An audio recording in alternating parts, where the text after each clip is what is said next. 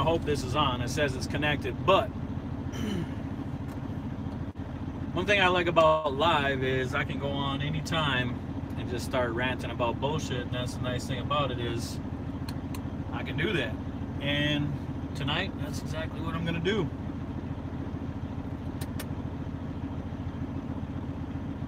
I was hoping that'd be enough light, but whatever.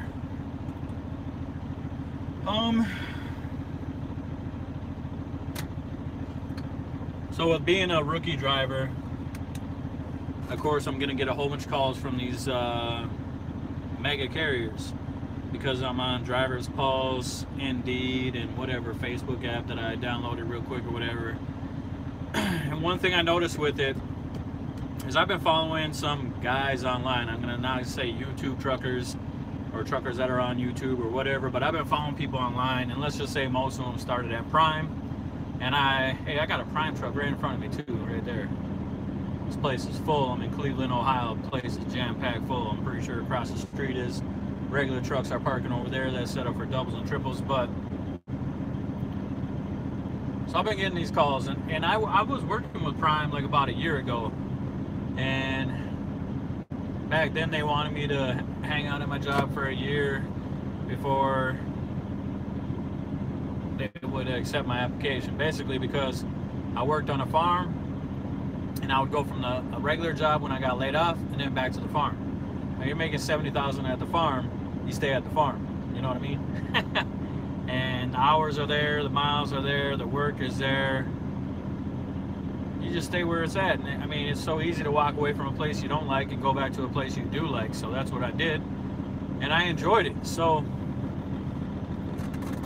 I was in contact with Prime back then. They told me to stay at my job for a year. I stayed at my job for a year, and then I switched over to this company here. As soon as that year hit, I was already in contact with this company prior to, well, basically around the same time. It just so happened they had a position here a year later, so it worked out really good. Everything worked out good, and I'm still here. But, so I talked to Prime. I just wanted to see what they had to say. And I sort of know how the Prime's lease deal works and shit like that. And I'm not very familiar with others, but another mega carrier called me up and they were talking about, oh yeah, you want to be a lease owner, operator, whatever, or you want to be a company driver. I was like, well, let me know about your lease program. Lease program basically consists of highway robbery.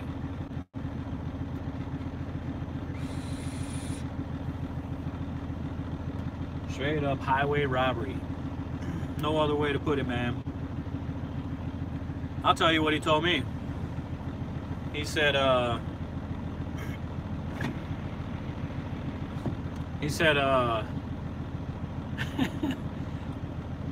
well, Dave, I could probably put you in a 2015, maybe a 2016.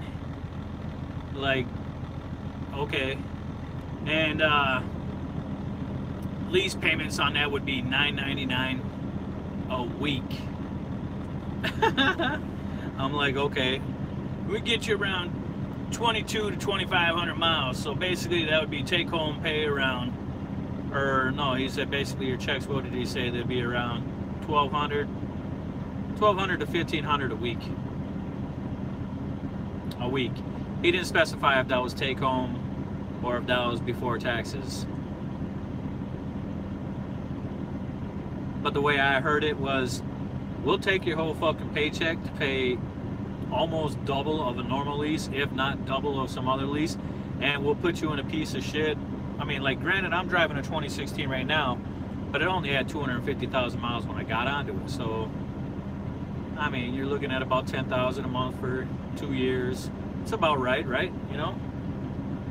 But they're gonna probably want to run you 3,000 miles a week, 12,000 a month.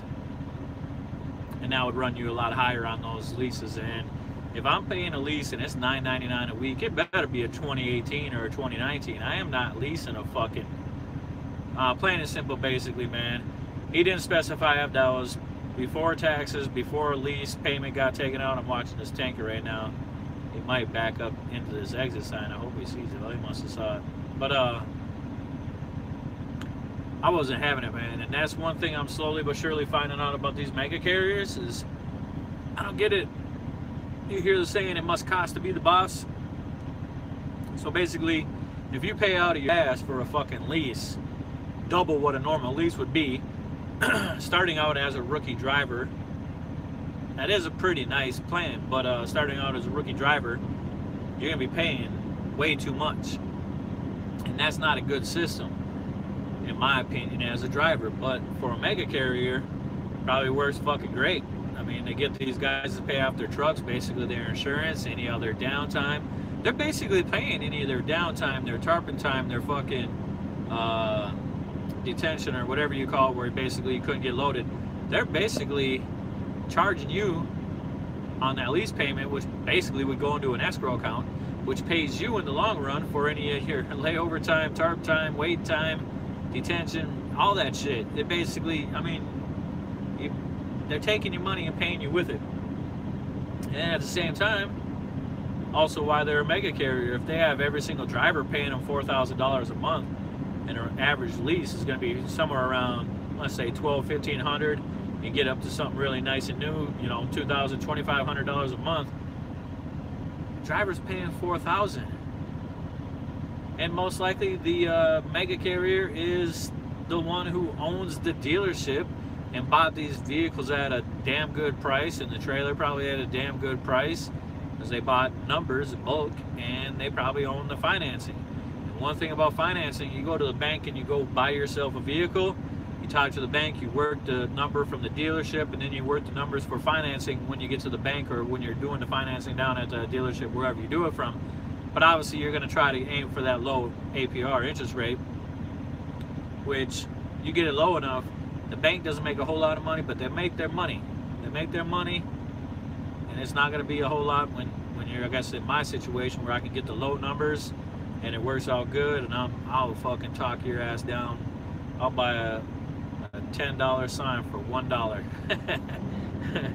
But with a lease, there is no interest rate. There is no numbers in there figured in there like that.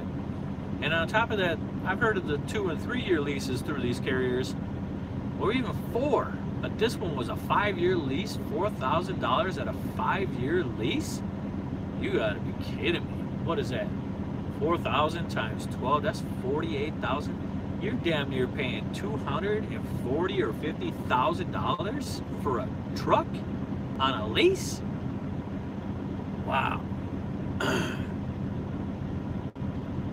Well, the good thing is, like I say, I'm in a 2016. I got this up to 290 now.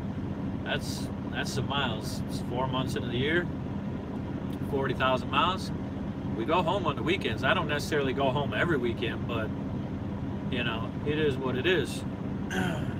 Not complaining, but I'm glad, and I'll send shots out to LoSean Parks and Trucker Brown. I watched those two dudes grow from prime into where they're at now, and I've took some of their advice. I talked to Lo a little bit here and there. I used to hit up Trucker Brown a little bit, but I really haven't had the time anymore. And one person who did teach me a lot is, I wish I could remember his last name, but I think it's Junior Honduras. He still drives for Prime. He's still a trainer over at Prime. And I watch his videos, man, and it really helped when it come into backing into spots. And I'm not even bullshitting. I put that shit on Snapchat last night with that flatbed driver who literally pulled straight in on a parking spot and got himself stuck. I had to get out of my truck, went over there and got him out, and then parked him backwards into a spot. He was thankful as hell. He wanted to pay me and all sorts of shit. I put him on Snapchat, and I said, "We got you parked, right?" Yep. All right, have a good night. Go inside, go wash up, go eat dinner. I just did that shit right now. But tonight, no bullshit. This is a spot where you literally drive down the middle and you can pull in forward, left or right, and it's tight as fuck. There's another flatbed driver, and no, he wasn't gonna make it in. There's no way he could make it in. So as he's backing out, obviously he has to back out the way he came. And so I stood on his driver's side waving him back, because I could see his back as it's swinging out now in the direction that it came in, turned in like that. So I watched his back end, got him out. And there's this other old school driver here walking up to the building with me at the same time when I was walking up. And he was like, "Yeah, he's a little bit too big to make that turn." I don't know if he had a longer than a 53-foot flat, or what the fuck? Or it's just tight. That first one that I was gonna go to was to the driver's side. I got my cab in there, and I knew right away I was gonna make it. So I backed the cab out, took it straight, and I took a turn in on the passenger side. I made this one, and it basically probably just breaks down to how far this trailer is back on your turn-in to be able to make that turn-in. Like, if obviously if they're pulled forward and you make that turn-in, you can make it, but if he's further back, you're not going to make it. And I don't get that style of parking. I mean, there is room, but the lanes are designated one way of traffic. So when I said to the old timer, I said, yeah, he just needs to back out and then come over here, drive past, and then just back in. The guy said, yeah. Like I was kidding. Like, I'm not fucking kidding. How else you gonna make it in? Like, you could have went over there. It's full over there. There's trucks there, there's trucks there, there's trucks there, there's trucks over there. That's not even parking. Trucks over there is for the doubles and triples, like I said, but these trucks are all regular trucks. There's no parking. With no parking, I mean, no time on your clock, you sort of get fucked and you get rushed. And so if he would have went around this way like I had to, you go around the whole first 2 rows, drive all the way down the full length, and then come all the way back up. This is the end right here.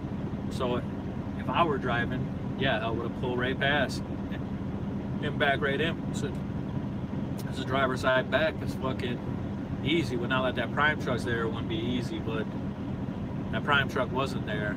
And even with that prime truck, it's still doable. Like, you can still do it.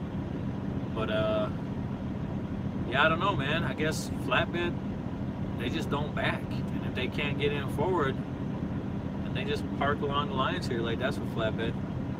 I don't get it. I really don't get it.